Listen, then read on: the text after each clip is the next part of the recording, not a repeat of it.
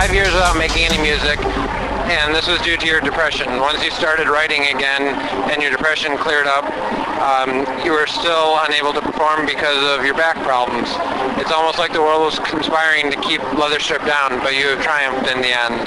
Yeah, that's actually true. It's like it was supposed to happen that way, because I've never, after those 5 years, I've never been more inspired to write new stuff. And because the first reason I stopped, my father died, the label died, and then I lost all faith in the music business, and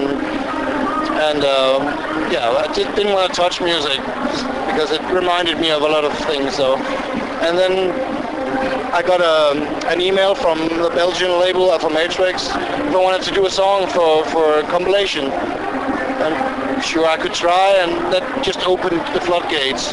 So I've been working non-stop since 2005. Right. So after that track, there's no going back, huh? No, it's my medicine. Now, since your 5-year break, you have released copious amounts of music, including 5 double albums. Do you think it's all ideas that were building up in the back of your mind over that time, or is it all new stuff coming out? It was building up, definitely. I can see it on in the lyrics. That all that stuff that just I thought went over my head because I was a couch potato, totally depressed. I only lived for when Kurt got home from his job. I was just waiting for him to come home. So I can definitely see that I had a lot of things to get out. Also, some stuff from my childhood came back during that depression, some abuse, and some. I was also raped as a 14-year-old, so all that stuff came back during that depression. Stuff that I've repressed over the years. So yeah, it helped a lot. All right. Earlier this year, you announced that your husband Kurt would be joining you on stage as a live member of Leatherstrip. Did it take much convincing to get him to agree to that? I really didn't dare ask him because he's a shy guy, and he's a trained pianist. As a kid, he trained. It's really, really good. But being on stage is a totally different thing. Right. But secretly, he prepared himself to try it without me knowing. So every time we played one of the big gigs in Germany with 4,000 or 5,000 people, he came on stage, helped me with the equipment just to get the feeling of being up there. So, but he loves it. So definitely, it wasn't hard to convince him. He wanted to do it himself. So. How much easier is it these days to go out and play shows with your biggest supporter right there with you on stage? It helps amazing, because I've been doing it alone since I came back. Yeah. I had keyboard players with me before, but I wanted to prove to myself that I could do it alone, and it worked all right. But it's really hard to be up there alone for 1.5 hours without something behind you, and it makes it twice as easy, twice as fun to have that support. And I can concentrate more on the vocals because all my songs are really vocal. There's like lots of lyrics and not so much instrumental parts. So it helps a lot to focus more on the vocals. Okay, good. Some of your songs have quite a bit of social commentary to them, and you seem quick to react to social injustices. Have you always been like that, or does any of that relate to how you have been treated for your sexual orientation? Yeah, I'm always on the weak side, on the weaker side. I've been like that since I was a kid. I was the one stopping the bullies in school, getting beat up, but I've been that since I was a kid. But it cost me a lot of blue eyes and black marks, but... Right. Besides writing songs about them, are you involved in any of the causes that you believe in? I'm a member of several causes, what do you call it? The World Wildlife Fund and stuff like that. Right. Mostly animal stuff. And actually online, I get a lot of questions from people especially from kids struggling with being in the closet and stuff like that. So I also try to help there. If people ask me, I'll answer them, of course. Okay. Now you've spoken fairly extensively about piracy causing the death of labels and the death of labels bringing about the death of the scene. What are your thoughts on self-releasing and raising your own capital for recording costs, touring, etc.? It's really hard these days because for me it's morale, you know. If you like something, you should support it. That's what I do, and I hope other people will do it. The only reason this scene survives still, it's hanging on by the nails. It's because there's this hardcore people who believes in it, who sees it as an art form and not just as a product like so much other stuff. No one in this scene is making money of this. Right. You know, it's passion. So I really hope it survives, but it's difficult. The labels are really suffering. But the next Clued album I will self-release in Europe. And try to get it really. I've got signed with the WT2, Wax Tracks 2 Records in Chicago. Right. For the next album. It comes out in July.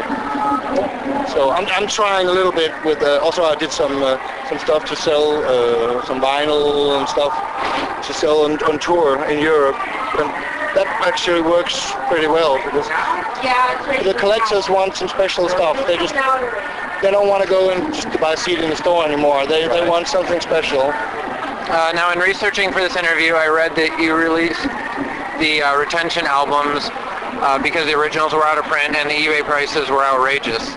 That in itself is a great thing to do for your fans, but then to rewrite and remix them was just an amazing treat for your fans as well. I think that it may even been enough for people that already own the original albums to buy them.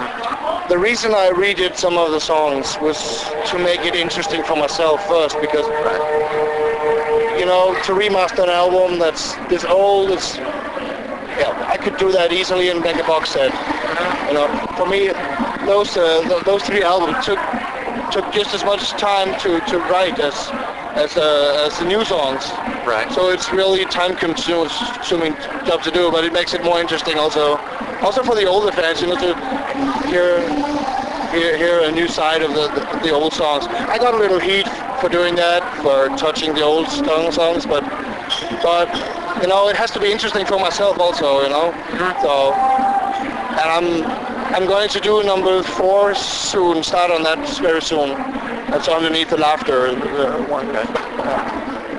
You have stated that you make music first for yourself and then deal with the criticism later. Does it still amaze you that after all these years, so many people seem to agree with you as far as what you are creating? Yeah, it's really. Yeah, but it's still a wonder to me why I'm still able to get my stuff released. You know, just by getting a deal in '89 was. I still get the same feeling every time I finish a new album. It's like the same joy as I did in '89, because it's a lot of work and it's the only thing I do really good. I think I suck at most everything. So. Well, you definitely do a good job with the music. Since your return to the scene, you've had the opportunity to do a bunch of things that you've never done before, like the Dark Passages soundtrack and playing in countries you never had before. What's been the biggest highlight so far? Getting back on stage. And then the soundtrack. But getting back on stage was something I thought would never ever happen. For some reason my back just went. Yeah, I saw some doctors and it went, and suddenly it was okay again. I don't know why. They didn't do anything. There was a chiropractor pulling a little bit in my head, but I'm not sure if it was him or something up here. I'm not sure. Well, either way, it's great that you're back on stage. I'm having a lot of fun. This is really. I can really enjoy it. I enjoyed the tours in the early 90s, but it was really, I hate touring. It was bad for my health. I was sick after each show, and it was driving, but now I get to do these one-off shows, and I think that's the way for me to do it, because I really enjoy being up there. I wish I could play for 3 hours, but it's impossible for me. Right. Last one we have here. Since day one, you alone have been Leæther Strip. How much do you think not having to compromise with other musicians has contributed to the staying power of Leæther Strip? When I played with other people in the 80s, it always seems to be the case that we had to follow a certain path in the music. And we couldn't experiment, you know, do a pop song, do a punk song, or do something instrumental or something like that. They all had this idea that you want to sound like this and this and this. And this being alone gives me the freedom to fuck around and just be inspired, because I like all sorts of music. I'm not just into electronic music. It gives me a freedom to just do what I want. And I have ears around me, friends, family, and the label helps me with some criticism and stuff, but I know what I want to do. And